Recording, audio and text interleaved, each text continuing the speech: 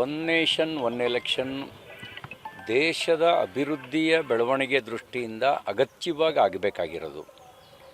1952ರಲ್ಲಿ ಮೊದಲನೇ ಬಾರಿಗೆ ಸಾರ್ವತ್ರಿಕ ಚುನಾವಣೆ ನಮ್ಮ ದೇಶದಲ್ಲಿ ನಡೆದಾಗ ಇಡೀ ದೇಶದಲ್ಲಿ ವಿಧಾನಸಭೆ ಮತ್ತು ವಿಧಾನ ಪರಿಷತ್ತು, ಲೋಕಸಭೆ ಒಟ್ಟಿಗೆ ಚುನಾವಣೆ ನಡೆದಿದೆ. 67ರವರೆಗೆ ಅಂದರೆ 52ರಿಂದ 67ರವರೆಗೆ 3 ಬಾರಿ ಚುನಾವಣೆಗಳು ಒಟ್ಟಿಗೆ ನಡೆದಿದ್ದಾವೆ. ಅದರ ನಂತರ ರಾಜಕೀಯ ಕಾರಣಕ್ಕೆ ಸರ್ಕಾರಗಳನ್ನು ವಜಾ ಮಾಡುವಂಥ ಕಾರಣದಿಂದ ಆರ್ಟಿಕಲ್ 356 ಉಪಯೋಗಿಸಿ ಚುನಾವಣೆ ಸರ್ಕಾರಗಳನ್ನು ವಜಾ ಮಾಡಿತ್ತು. ಇದಲ್ಲದೆ ಸ್ಪಷ್ಟ ಬಹುಮತ ಇಲ್ಲದೆ ಮರುಚುನಾವಣೆಗಳು ನಡೆದಿದ್ದು. ಈ ಹಿನ್ನೆಲೆಯಲ್ಲಿ ಚುನಾವಣೆಗಳಲ್ಲಿ ವೇಳಾಪಟ್ಟಿಗಳಲ್ಲಿ ಬೇರೆ ಬೇರೆ ವ್ಯತ್ಯಾಸ ಆಯಿತು. ಈಗ ಒಂದು ಕ್ರಾಂತಿಕಾರಿ ಹೆಜ್ಜೆ ಇಲ್ಲ. ನೀವು ಯೋಚನೆ ಮಾಡಿ, ಒಮ್ಮೆ ಚುನಾವಣೆ ನಡೆಸಿ 5 ವರ್ಷ ಆಡಳಿತದ ಕಡೆ ಗಮನ ಕೊಡಬೇಕು, ಅಥವಾ 5 ವರ್ಷ ಪೂರ್ತಿ ಚುನಾವಣೆ ಗುಂಗಿನಲ್ಲೇ ಇದ್ದು ಆಡಳಿತವನ್ನು ಮರೆತು ಬರೀ ರಾಜಕಾರಣ ಮಾಡಬೇಕಾ? ರಾಜಕಾರಣ ಮತ್ತು ರಾಷ್ಟ್ರಕಾರಣದ ನಡುವೆ ರಾಜಕಾರಣಕ್ಕಿಂತ ಹೆಚ್ಚಿನ ಮಹತ್ವ ಕೊಡಬೇಕಾಗಿರೋದು ರಾಷ್ಟ್ರಕಾರಣಕ್ಕೆ. ರಾಷ್ಟ್ರಕ್ಕಿಂತ ದೊಡ್ಡ ಸಂಗತಿ ಇನ್ನೊಂದಿಲ್ಲ ಅಂತ ಯಾರು ಭಾವಿಸ್ತಾರೆ ಅವ್ರು ಯಾರೂ ಒನ್ ನೇಷನ್ ಒನ್ ಎಲೆಕ್ಷನನ್ನು ವಿರೋಧ ಮಾಡಲ್ಲ. ಅದು ನಾನು ಕೆಲವರು ಹೇಳಿಕೆಯನ್ನು ಗಮನಿಸಿದ್ದೇನೆ. ಇದು ಫೆಡ್ರಲ್ ಸಿಸ್ಟಮ್ಮಿಗೆ ಅಪಾಯಕಾರಿ ಅಂತ ಹೇಳಿದ್ದಾರೆ. ಅಂದರೆ ಇವ್ರ ದೃಷ್ಟಿಯಲ್ಲಿ ದೇಶಕ್ಕೊಂದು ಸಂವಿಧಾನ ಬೇಡವಾ? ಹಾಗಾದ್ರೆ ಫೆಡ್ರಲ್ ಸಿಸ್ಟಮ್ ಅಂಥೇಳಿ ಒಂದೊಂದು ರಾಜ್ಯಕ್ಕೆ ಒಂದೊಂದು ಜಿಲ್ಲೆಗೆ ಪ್ರತ್ಯೇಕ ಸಂವಿಧಾನ ಮಾಡ್ತಾ ಹೋದ್ರೆ ದೇಶ ಉಳಿಯುತ್ತಾ? ಇವರು ಸಂವಿಧಾನ ವಿರೋಧಿಗಳು ಮಾತ್ರ ಹೀಗೆ ಹೇಳೋದು. ಸಂವಿಧಾನ ಒಂದೇ ಬೇಕು ಅಂದಮೇಲೆ ಚುನಾವಣೆ ಯಾಕೆ ಬೇರೆ ಬೇರೆ? 3 ತಿಂಗಳೊಳಗೆ ಎಲ್ಲ ಚುನಾವಣೆಗಳನ್ನು ನಡೆಸಿ ಆಮೇಲೆ 4 ವರ್ಷ 9 ತಿಂಗಳು ಆಡಳಿತದ ಕಡೆ ಗಮನ ಕೊಡೋದು ಎಷ್ಟು ಚೆನ್ನಾಗಿರುತ್ತೆ.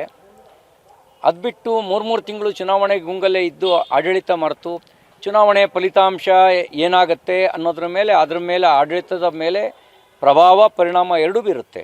ಯಾವ್ದು ಬೇಕಂಗಿದ್ರೆ ಸುಮ್ಮನೆ ವಿರೋಧ ಮಾಡಬೇಕು ಅಂತ ವಿರೋಧ ಮಾಡಬಾರ್ದು. ಈಗ ಮೋದಿಜಿಯವರು ತಂದಿದ್ದಾರೆ, ಅದಕ್ಕೆ ನಾವು ವಿರೋಧ ಮಾಡ್ತೀವಿ. ಮೋದಿಜಿಯವರು ಹೊಸ ಸಂಸತ್ತನ್ನ ಕಟ್ಟಿದ್ರು, ಅದಕ್ಕೂ ನಾವು ವಿರೋಧ. ಮೋದಿಜಿಯವರು ಏನು ತರ್ತಾರೆ ಅದಕ್ಕೆಲ್ಲ ನಾವು ವಿರೋಧ ಮಾಡ್ತೀವಿ ಅನ್ನುವಂಥ ಮಾನಸಿಕತೆ ಅದು ಒಂದು ರೀತಿ ಅಸಹಿಷ್ಣು ಮಾನಸಿಕತೆಯಿಂದ ವಿರೋಧ ಮಾಡೋರು ಹೊರಗಡೆ ಬರಬೇಕು. ಯಾವ ಕಾರಣಕ್ಕೆ ಇದು ಫೆಡ್ರಲ್ ಸಿಸ್ಟಮ್ಮಿಗೆ ವಿರೋಧ ಅಂತ ಹೇಳ್ರಿ.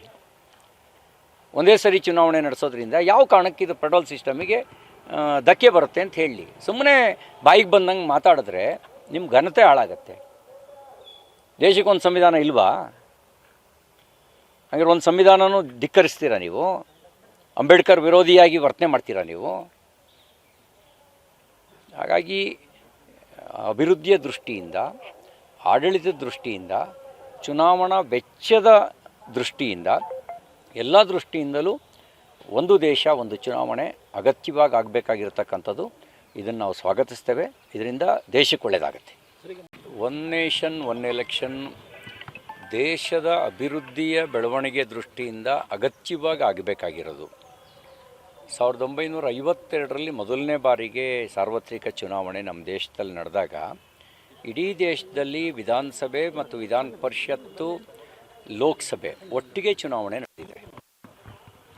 67ರವರೆಗೆ ಅಂದರೆ 52ರಿಂದ 67ರವರೆಗೆ 3 ಬಾರಿ ಚುನಾವಣೆಗಳು ಒಟ್ಟಿಗೆ ನಡೆದಿದ್ದಾವೆ.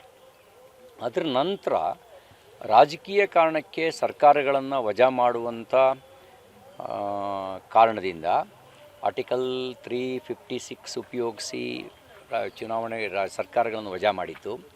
ಇದಲ್ಲದೆ ಸ್ಪಷ್ಟ ಬಹುಮತ ಇಲ್ಲದೆ ಮರುಚುನಾವಣೆಗಳು ನಡೆದಿದ್ದು. ಈ ಹಿನ್ನೆಲೆಯಲ್ಲಿ ಚುನಾವಣೆಗಳಲ್ಲಿ ವೇಳಾಪಟ್ಟಿಗಳಲ್ಲಿ ಬೇರೆ ಬೇರೆ ವ್ಯತ್ಯಾಸ ಆಯಿತು. ಈಗ ಒಂದು ಕ್ರಾಂತಿಕಾರಿ ಹೆಜ್ಜೆ ಇಲ್ಲ. ನೀವು ಯೋಚನೆ ಮಾಡಿ, ಒಮ್ಮೆ ಚುನಾವಣೆ ನಡೆಸಿ 5 ವರ್ಷ ಆಡಳಿತದ ಕಡೆ ಗಮನ ಕೊಡಬೇಕು, ಅಥವಾ 5 ವರ್ಷ ಪೂರ್ತಿ ಚುನಾವಣೆ ಗುಂಗಿನಲ್ಲೇ ಇದ್ದು ಆಡಳಿತವನ್ನು ಮರೆತು ಬರೀ ರಾಜಕಾರಣ ಮಾಡಬೇಕಾ? ರಾಜಕಾರಣ ಮತ್ತು ರಾಷ್ಟ್ರಕಾರಣದ ನಡುವೆ ರಾಜಕಾರಣಕ್ಕಿಂತ ಹೆಚ್ಚಿನ ಮಹತ್ವ ಕೊಡಬೇಕಾಗಿರೋದು ರಾಷ್ಟ್ರಕಾರಣಕ್ಕೆ.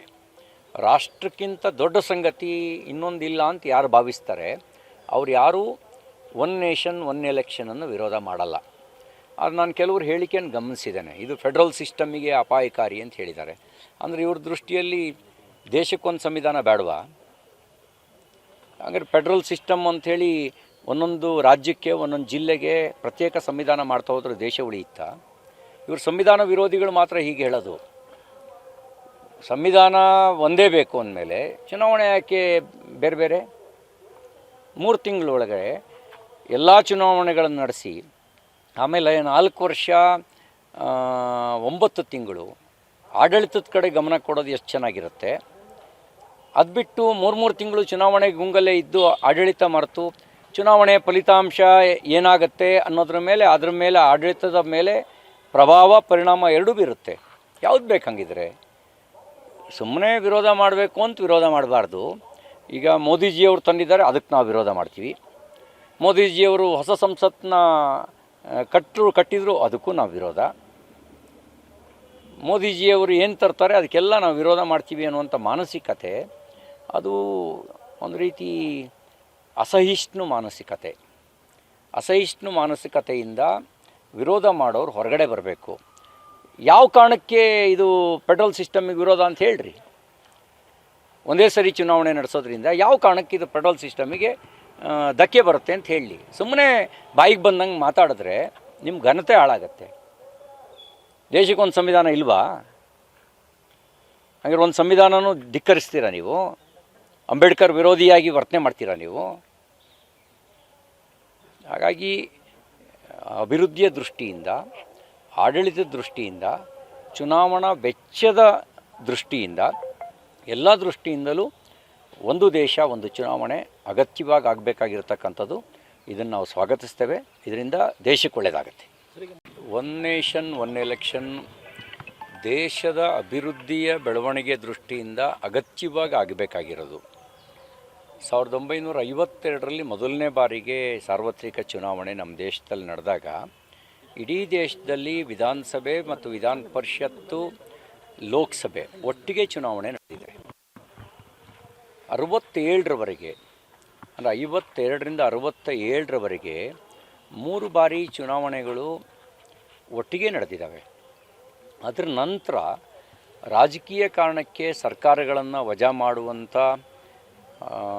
ಕಾರಣದಿಂದ ಆರ್ಟಿಕಲ್ 356 ಉಪಯೋಗಿಸಿ ಚುನಾವಣೆ ಸರ್ಕಾರಗಳನ್ನು ವಜಾ ಮಾಡಿತ್ತು. ಇದಲ್ಲದೆ ಸ್ಪಷ್ಟ ಬಹುಮತ ಇಲ್ಲದೆ ಮರುಚುನಾವಣೆಗಳು ನಡೆದಿದ್ದು. ಈ ಹಿನ್ನೆಲೆಯಲ್ಲಿ ಚುನಾವಣೆಗಳಲ್ಲಿ ವೇಳಾಪಟ್ಟಿಗಳಲ್ಲಿ ಬೇರೆ ಬೇರೆ ವ್ಯತ್ಯಾಸ ಆಯಿತು. ಈಗ ಒಂದು ಕ್ರಾಂತಿಕಾರಿ ಹೆಜ್ಜೆ ಇಲ್ಲ. ನೀವು ಯೋಚನೆ ಮಾಡಿ, ಒಮ್ಮೆ ಚುನಾವಣೆ ನಡೆಸಿ 5 ವರ್ಷ ಆಡಳಿತದ ಕಡೆ ಗಮನ ಕೊಡಬೇಕು, ಅಥವಾ 5 ವರ್ಷ ಪೂರ್ತಿ ಚುನಾವಣೆ ಗುಂಗಿನಲ್ಲೇ ಇದ್ದು ಆಡಳಿತವನ್ನು ಮರೆತು ಬರೀ ರಾಜಕಾರಣ ಮಾಡಬೇಕಾ? ರಾಜಕಾರಣ ಮತ್ತು ರಾಷ್ಟ್ರಕಾರಣದ ನಡುವೆ ರಾಜಕಾರಣಕ್ಕಿಂತ ಹೆಚ್ಚಿನ ಮಹತ್ವ ಕೊಡಬೇಕಾಗಿರೋದು ರಾಷ್ಟ್ರಕಾರಣಕ್ಕೆ. ರಾಷ್ಟ್ರಕ್ಕಿಂತ ದೊಡ್ಡ ಸಂಗತಿ ಇನ್ನೊಂದಿಲ್ಲ ಅಂತ ಯಾರು ಭಾವಿಸ್ತಾರೆ ಅವ್ರು ಯಾರೂ ಒನ್ ನೇಷನ್ ಒನ್ ಎಲೆಕ್ಷನನ್ನು ವಿರೋಧ ಮಾಡಲ್ಲ. ಅದು ನಾನು ಕೆಲವರು ಹೇಳಿಕೆಯನ್ನು ಗಮನಿಸಿದ್ದೇನೆ, ಇದು ಫೆಡ್ರಲ್ ಸಿಸ್ಟಮಿಗೆ ಅಪಾಯಕಾರಿ ಅಂತ ಹೇಳಿದ್ದಾರೆ. ಅಂದರೆ ಇವ್ರ ದೃಷ್ಟಿಯಲ್ಲಿ ದೇಶಕ್ಕೊಂದು ಸಂವಿಧಾನ ಬೇಡವಾ? ಹಾಗಾದ್ರೆ ಫೆಡ್ರಲ್ ಸಿಸ್ಟಮ್ ಅಂಥೇಳಿ ಒಂದೊಂದು ರಾಜ್ಯಕ್ಕೆ ಒಂದೊಂದು ಜಿಲ್ಲೆಗೆ ಪ್ರತ್ಯೇಕ ಸಂವಿಧಾನ ಮಾಡ್ತಾ ಹೋದ್ರೆ ದೇಶ ಉಳಿಯುತ್ತಾ? ಇವರು ಸಂವಿಧಾನ ವಿರೋಧಿಗಳು ಮಾತ್ರ ಹೀಗೆ ಹೇಳೋದು. ಸಂವಿಧಾನ ಒಂದೇ ಬೇಕು ಅಂದಮೇಲೆ ಚುನಾವಣೆ ಯಾಕೆ ಬೇರೆ ಬೇರೆ? 3 ತಿಂಗಳೊಳಗೆ ಎಲ್ಲ ಚುನಾವಣೆಗಳನ್ನು ನಡೆಸಿ ಆಮೇಲೆ 4 ವರ್ಷ 9 ತಿಂಗಳು ಆಡಳಿತದ ಕಡೆ ಗಮನ ಕೊಡೋದು ಎಷ್ಟು ಚೆನ್ನಾಗಿರುತ್ತೆ. ಅದು ಬಿಟ್ಟು 3 ತಿಂಗಳು ಚುನಾವಣೆ ಗುಂಗಲ್ಲೇ ಇದ್ದು ಆಡಳಿತ ಮರೆತು ಚುನಾವಣೆ ಫಲಿತಾಂಶ ಏನಾಗುತ್ತೆ ಅನ್ನೋದ್ರ ಮೇಲೆ ಅದ್ರ ಮೇಲೆ ಆಡಳಿತದ ಮೇಲೆ ಪ್ರಭಾವ ಪರಿಣಾಮ ಎರಡೂ ಬೀರುತ್ತೆ. ಯಾವ್ದು ಬೇಕಂಗಿದ್ರೆ ಸುಮ್ಮನೆ ವಿರೋಧ ಮಾಡಬೇಕು ಅಂತ ವಿರೋಧ ಮಾಡಬಾರ್ದು. ಈಗ ಮೋದಿಜಿಯವರು ತಂದಿದ್ದಾರೆ, ಅದಕ್ಕೆ ನಾವು ವಿರೋಧ ಮಾಡ್ತೀವಿ. ಮೋದಿಜಿಯವರು ಹೊಸ ಸಂಸತ್ತನ್ನ ಕಟ್ಟಿದ್ರು, ಅದಕ್ಕೂ ನಾವು ವಿರೋಧ. ಮೋದಿಜಿಯವರು ಏನು ತರ್ತಾರೆ ಅದಕ್ಕೆಲ್ಲ ನಾವು ವಿರೋಧ ಮಾಡ್ತೀವಿ ಅನ್ನುವಂಥ ಮಾನಸಿಕತೆ ಅದು ಒಂದು ರೀತಿ ಅಸಹಿಷ್ಣು ಮಾನಸಿಕತೆಯಿಂದ ವಿರೋಧ ಮಾಡೋರು ಹೊರಗಡೆ ಬರಬೇಕು.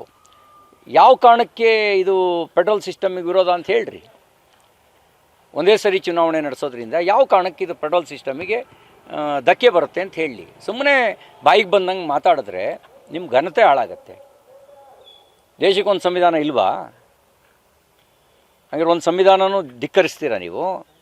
ಅಂಬೇಡ್ಕರ್ ವಿರೋಧಿಯಾಗಿ ವರ್ತನೆ ಮಾಡ್ತೀರಾ ನೀವು? ಹಾಗಾಗಿ ಅಭಿವೃದ್ಧಿಯ ದೃಷ್ಟಿಯಿಂದ, ಆಡಳಿತದ ದೃಷ್ಟಿಯಿಂದ, ಚುನಾವಣಾ ವೆಚ್ಚದ ದೃಷ್ಟಿಯಿಂದ, ಎಲ್ಲ ದೃಷ್ಟಿಯಿಂದಲೂ ಒಂದು ದೇಶ ಒಂದು ಚುನಾವಣೆ ಅಗತ್ಯವಾಗಿ ಆಗಬೇಕಾಗಿರ್ತಕ್ಕಂಥದ್ದು. ಇದನ್ನು ನಾವು ಸ್ವಾಗತಿಸ್ತೇವೆ. ಇದರಿಂದ ದೇಶಕ್ಕೆ ಒಳ್ಳೆಯದಾಗುತ್ತೆ.